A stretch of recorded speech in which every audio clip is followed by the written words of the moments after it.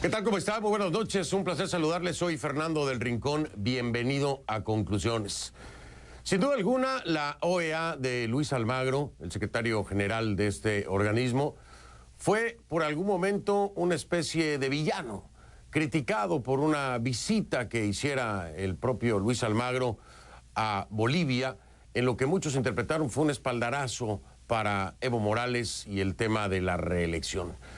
En contraste, después la misma organización, con una auditoría a las elecciones, se convierte para muchos en la figura central, el héroe o la heroína de lo que muchos suponían y denunciaban como un fraude, que la misma Organización de Estados Americanos con su auditoría viene a asentar. Y después, las palabras de este hombre, del que muchos dudaban en Bolivia, Luis Almagro, que de una vez más confirma, ahí en el pleno de la OEA, que lo que ocurrió en Bolivia fue un fraude. ¿Cómo cambian las cosas? De villano a héroe, o tal vez para muchos, aún no alcanzó el título. Lo cierto es que un papel importante y fundamental en la historia moderna, en la historia actual de Bolivia, lo ha jugado Luis Almagro y la OEA. Esta es una entrevista que le hice precisamente al secretario general de la OEA, Luis Almagro, sobre todo lo ocurrido en Bolivia. Así que le pido que a partir de este momento me acompañe utilizando la etiqueta numeral Conclu Almagro Bol. Conclu Almagro Bol, Almagro, Bol, Bolivia. Esa es la etiqueta que vamos a utilizar esta noche. Conclu Almagro Bol, sus comentarios por favor con esta etiqueta. A mi cuenta en Twitter, @soyfdelrincón, @soyfdelrincón. Iniciamos entonces y juzgue, saque sus conclusiones. ¿Qué es para usted Luis Almagro y la OEA? Comenzamos.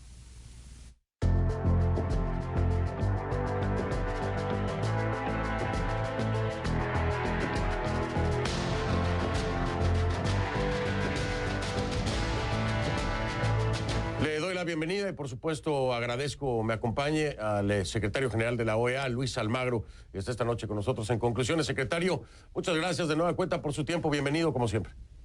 Encantado de estar con ustedes y un placer de tener esta entrevista que es muy importante para nosotros llegar a tu audiencia. Gracias, es usted muy amable, muy importante para nosotros y para nuestra audiencia que nos acompañe.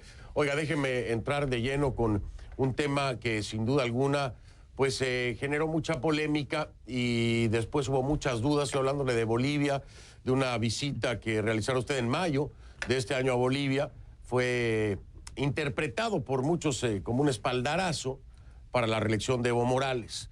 Sin embargo, bueno, ahora la OEA tuvo un papel muy importante con el tema de la auditoría y yo le pregunto, ¿usted cree o interpreta esto como una reivindicación con el resultado de la auditoría ante los bolivianos que después de esa visita que tuvo usted dudaban de la capacidad de la OEA, no solamente durante la elección, sino también en la auditoría? Incluso había voces que decían, no queremos la auditoría de la OEA, pues por esta visita que habría hecho. ¿Siente usted que hay una reivindicación tanto de la OEA como de Luis Almagro entre los bolivianos? Siempre lo que tenemos para ofrecer desde la Organización de Estados Americanos, desde la Secretaría General, los órganos políticos, es la seriedad del trabajo de la organización para asumir la agenda regional. En este caso, en Bolivia, fue un proceso que comenzó con esa visita en mayo, cuando firmamos los acuerdos que permitieron la instalación de la misión de observación electoral a partir de allí, y cómo hemos trabajado el tema electoral, la integralidad de ese proceso electoral durante todo este tiempo. Son procesos evolutivos. En la política no hay fórmulas mágicas, simplemente vamos haciendo un trabajo de acumulación política, de confianza, y vamos obviamente apuntando a generar las condiciones que nos permitan dar certezas. Eso es lo que necesitan los pueblos. El pueblo boliviano en este caso necesitaba certeza respecto a su proceso electoral. Y definitivamente la Organización de Estados Americanos, las capacidades que tiene la misma para observar esos procesos, iban a hacer la diferencia en cuanto al resultado y en cuanto a cómo ese resultado iba a ser visto. Por lo tanto, desde el comienzo de las negociaciones hasta el informe final de la auditoría que saldrá en estos días, más el acompañamiento al próximo proceso electoral. Es toda una secuencia de gestiones, de negociaciones y de trabajo que apunta justamente a respetar la voluntad del pueblo boliviano, que fue desde nuestra perspectiva lo que nos interesaba desde el comienzo. Secretario, ¿usted se arrepiente de haber realizado esa visita en mayo al expresidente Evo Morales? Digo, por toda la controversia que trajo después y para el tema de la OEA en Bolivia convertirse también en una especie de descrédito, por decirlo así. ¿Se arrepiente de haberlo hecho o lo haría de nuevo?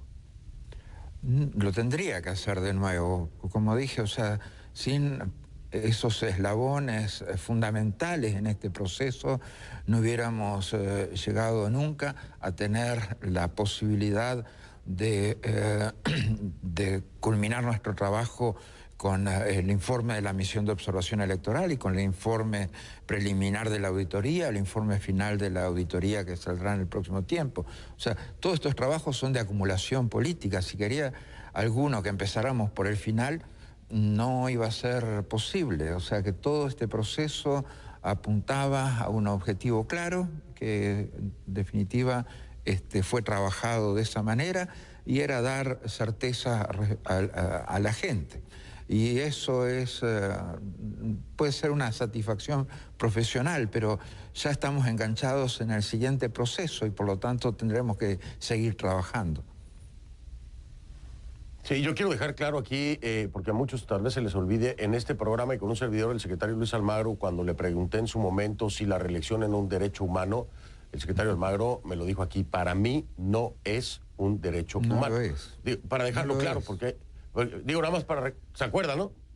Sí, lo recuerdo perfectamente. O sea, desde el punto de vista de la opinión del secretario general, no es un derecho humano y nunca lo fue en mi conceptualización política y filosófica, y siempre lo hemos expresado de esa manera.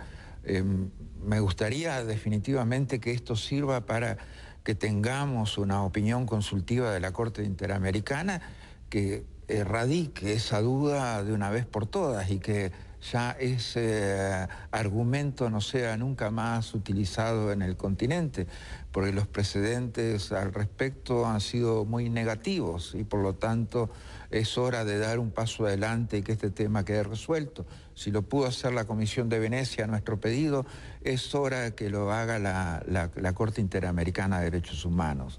Y salimos de este tema definitivamente y ya no dependemos de ningún precedente para establecer la opinión institucional que corresponda. Es muy importante lo que menciona de la Corte Interamericana, porque muchos quedamos esperando a que hubiera una resolución por parte de la Corte. Nunca se dio, en una situación que, bueno, usted ya conoce el resto de la historia, todo lo que ocurrió después de esto, a nivel interno, entonces se valida que es un derecho humano. Yo le pregunto, secretario Almagro, ojalá que tengamos también siempre ojalá que tengamos siempre también tribunales electorales que no permitan estas cosas, ¿no? O sea, tribunales electorales que sean independientes, que no permitan estas cosas, poderes legislativos que no las permitan, poderes judiciales que no las permitan. Eso que no la permitan, eso es fundamental. Y verdaderamente en un punto crucial del fortalecimiento democrático del continente, esta es una de las cosas que tenemos que resolver de una forma definitiva. La Corte Interamericana tiene que hacerlo, pero en su momento no lo hizo. ¿Estuvo a la altura de las circunstancias? Porque a partir de eso es que vimos todo este desastre en Bolivia. Tal vez si la Corte Interamericana, digo, no hay hubieras, pero si la Corte Interamericana hubiera tomado una decisión, tal vez las cosas serían diferentes. ¿Cree que estuvo a la altura o le faltó? Mire, no vamos a mirar para atrás y no vamos a juzgar el pasado, y sobre todo que este proceso ha logrado finalmente encauzarse en una dinámica de democratización y de reinstitucionalización. Pero sí es importante que ocurra hacia el futuro y que eso que hizo la Comisión de Venecia en su momento y que podemos arguir que también lo debería haber hecho la Corte o la Comisión, sea hecho para el futuro. Eso es absolutamente necesario y a esta altura es una responsabilidad insoslayable de la Corte Interamericana con los sistemas democráticos del continente. Completamente de acuerdo con usted. Además, para poder cerrar de una vez esa puerta, como usted lo dice, hacia el interior de los países, es un mal precedente. Oiga, Evo Morales acusa a la OEA y a los militares de derrocarlo, a la OEA y a los militares, ¿no? ¿A qué atribuye usted la salida o la renuncia? Vamos a decir, la renuncia de Evo Morales. ¿A qué le atribuye usted? ¿A la presión de los militares? ¿O a qué? ¿A qué cree usted que responde la renuncia de Evo Morales? Responde a haber quedado en evidencia las variables dolosas que fueron utilizadas durante la totalidad del proceso electoral. Y cuando las mismas quedan claramente probadas a partir del informe preliminar de la auditoría, él siente que ya había sido golpeado por el resultado electoral, es golpeado ante estas evidencias y se tiene que ir. Es una reacción muy natural. Hoy, unas semanas después, le puede echar la culpa a quien quiera. Él sabe, yo lo sé, que él tuvo que renunciar porque simplemente la situación era insostenible después de probado esas maniobras dolosas de alteración del resultado electoral. Es algo que pasó ya en el continente antes. O sea, el caso de Fujimori es también muy claro al respecto. Comete un fraude electoral y se tiene que ir. Y no es el que le dice, por favor, renuncie, porque en realidad uno se tiene que ir solo en esos casos. Vamos a poner que el día 20 de marzo es mi reelección. Acá, bueno, la elección del secretario general de la OEA. Y vamos a poner que yo altero el resultado utilizando diversos artilugios, o una urna de votos con fondo doble, o agregando, sacando votos, o manipulando las actas, y me descubren. O sea, me tengo que ir corriendo. O sea, eso es una cuestión de responsabilidad política básica. Uno no puede hacer no puede tomar otra decisión que irse, que tener que asumir la responsabilidad de haber cometido un acto con esas características. Le implica a uno el descrédito absoluto desde el punto de vista político y tienen que abandonar las funciones para las que había sido elegido en su momento. No es, cuando Fujimori se va, tampoco no es que el golpe lo había dado Fujimori al realizar el fraude electoral. No lo da el que le dice renuncie. Obviamente que no, y este caso es muy semejante. O sea, todas las instituciones tendrían que haberle dicho renuncia, el Congreso también, el Senado también, el Tribunal Constitucional también. Si el Tribunal, la autoridad electoral hubiera sido independiente también, todo el mundo tendría que haberle señalado, y como lo señalaba la sociedad civil y los demás partidos políticos. Era algo obvio que tenía que ser. Y creo que era algo que él sentía también. Si usted ve la carta de renuncia de él no responsabiliza a los militares en esa ocasión. En la carta de renuncia él habla de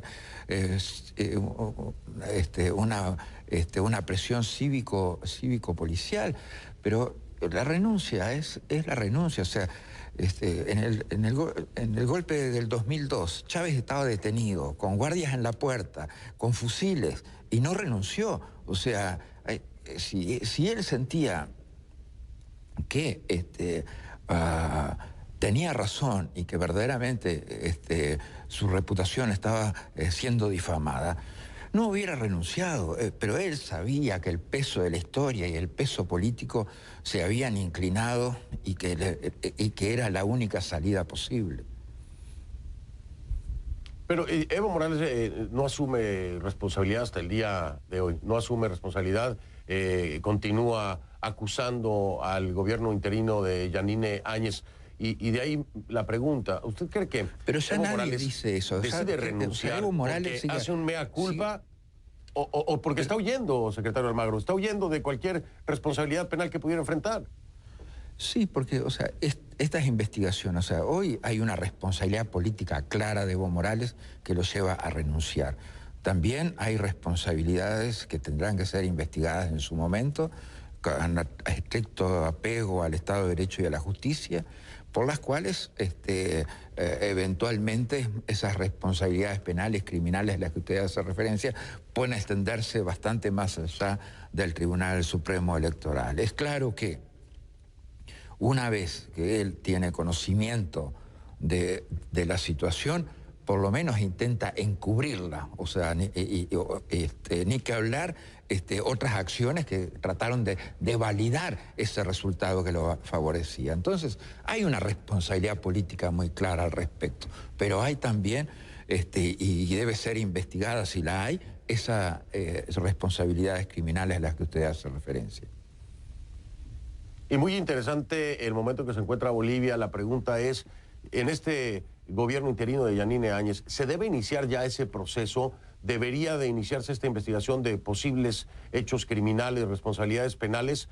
¿O cree usted que debería ser el nuevo gobierno que resulte de la próxima elección que se lleva a cabo en Bolivia? ¿Debe hacerse inmediato o esperar? O sea, yo creo que primero es necesario la más plena autonomía del Poder Judicial, y es necesario rescatar y trabajar institucionalmente para alcanzar niveles de la más plena independencia del Poder Judicial, que no debe ser influido ni por este gobierno, ni por el que viene, ni por ninguno. Y estas investigaciones deberán hacerse con los criterios técnicos que se necesiten aplicar y determinando objetivamente las responsabilidades que han habido. No creo que sea una responsabilidad de ningún gobierno. La responsabilidad del gobierno será simplemente asegurar la autonomía y la independencia del Poder Judicial para que esto sea investigado adecuadamente. ¿La salida de Evo Morales de Bolivia fue lo mejor para Bolivia en este momento? ¿Qué cree usted? Creo que sí, en el sentido de que él, en ese marco que se estaba institucional en el que estaba el país, que él saliera sin asumir las responsabilidades quizás no es la mejor situación.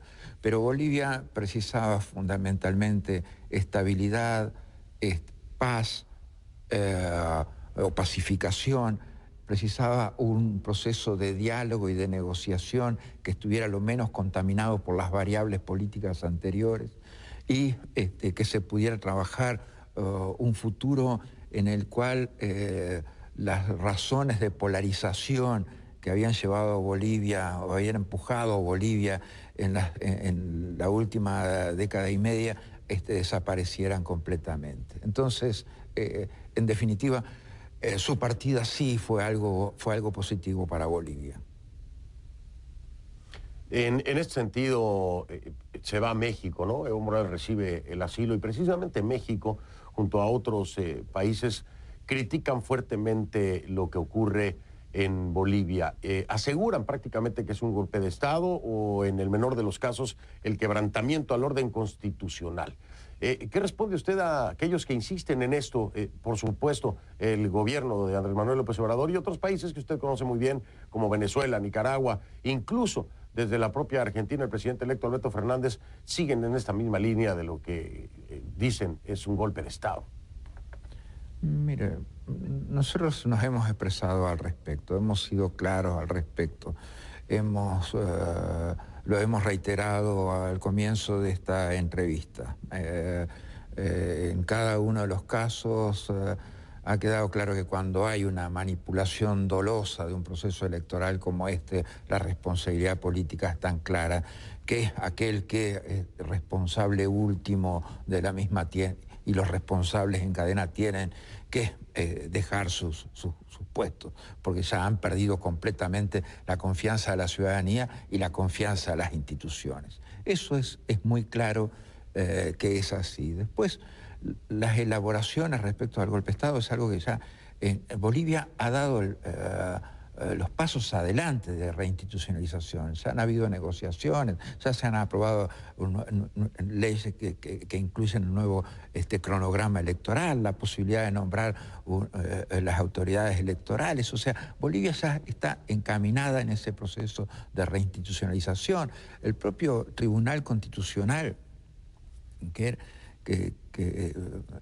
a los que alguna gente le podía adjudicar ciertas afinidades con el expresidente Evo Morales, también fue claro al respecto. Entonces, sí hay determinados sectores políticos que más bien basados en razones ideológicas, porque miden con una vara lo de Evo Morales y como medían con otra vara lo que había hecho Fujimori en su momento con su fraude electoral.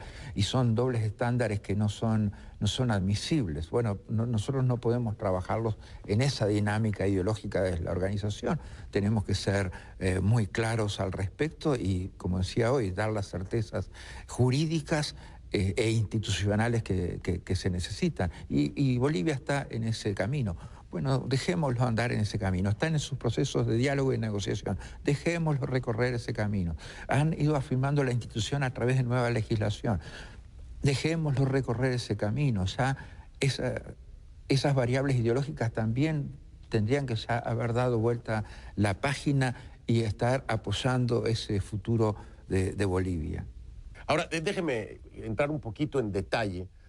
¿Por qué Evo Morales asegura que cuando se tiene listo el resultado de la auditoría, intentó contactarlo a usted, que llamó y que no pudo, que lo único que logró alcanzar fue hablar con Gonzalo Conque, con Gonzalo que es pues parte de su equipo, es su jefe de gabinete? Habla con Gonzalo Conque para pedirle precisamente que no se publique porque van a incendiar el país.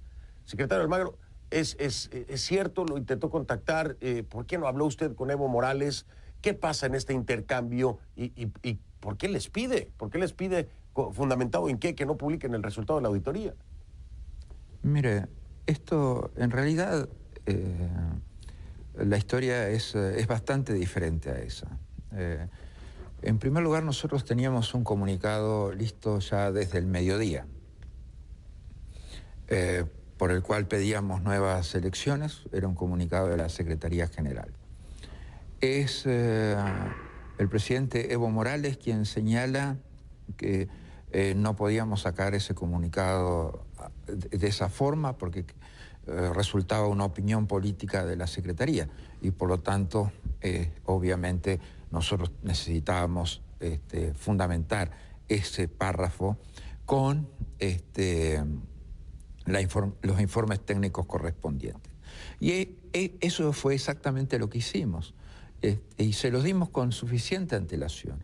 Y es cuando Evo Morales ve que esos resultados de la auditoría son absolutamente contundentes, que quiere parar entonces ese informe preliminar de la auditoría.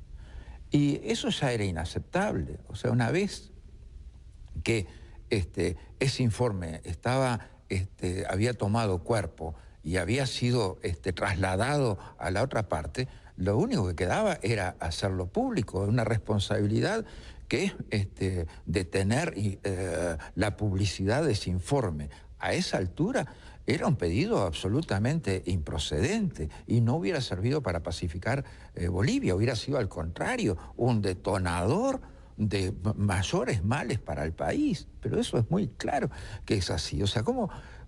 ¿Qué responsabilidad me están pidiendo ilegal que asuma de detener ese informe, de no hacerlo público? O sea, se los trasladamos con mucha antelación al presidente Evo Morales. Él pudo responder ese informe, tuvo muchas horas para responder ese informe. Y no, lo que quería era que detuviéramos su publicación. Eso era un pedido completamente improcedente e ilegítimo, que definitivamente era inaceptable para la Secretaría General. Y no hablé simplemente porque estaba, a la hora que llamó, 3:30 de la mañana, 4, yo estaba durmiendo. Y mi teléfono celular está siempre en silencio. Por lo tanto, si él hubiera querido verdaderamente hablar conmigo, tendría que haber llamado a la habitación del hotel donde por lo menos yo no tengo manera de poner el teléfono en silencio. Así que tenía, o sea, se pudo haber hecho ese esfuerzo si verdaderamente era, pero era un pedido que verdaderamente, si realmente me querían hacer ese pedido personalmente, es muy ofensivo para mí, es muy ofensivo que pensaran que yo iba a esconder ese informe por no sé cuánto tiempo más. O sea, ¿cómo se puede pedir eso? No, yo no lo entiendo también de ninguna forma. Lo único que me queda claro hasta ahora es que a las 3:30, 4 de la mañana no le puedo llamar porque usted va a tener el teléfono en silencio y no se va a enterar de que le estoy haciendo una llamada telefónica. Así que bueno, si está en hotel habría que llamar al hotel para despertarlo. Y es entendible, por supuesto, ¿no? Es un hecho, vaya, muy anecdótico, pero son las realidades. Había sido un día muy intenso para como mí. que Además, no le quiso contestar el teléfono, dice Evo Morales.